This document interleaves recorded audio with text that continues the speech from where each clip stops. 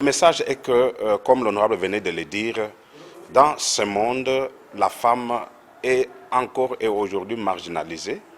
Et marginalisée pour une mission biologique et naturelle.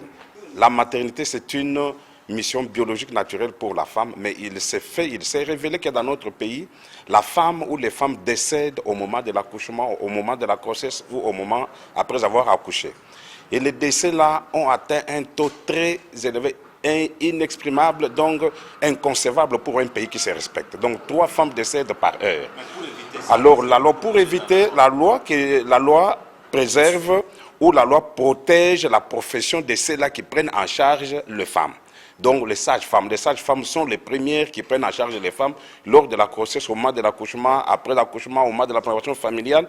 Donc cette loi-là va faire en sorte qu'on puisse se questionner qui est sage-femme et qui ne l'est pas. Qui doit prendre en charge une femme au moment de l'accouchement, qui ne doit pas le faire.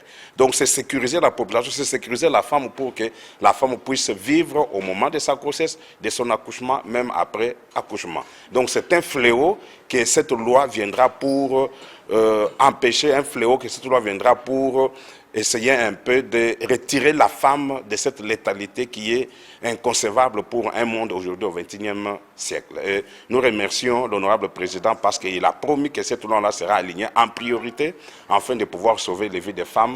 Or, vous savez très bien que, comme l'honorable le disait, ce sont des députés et la majorité des électeurs, ce sont des femmes.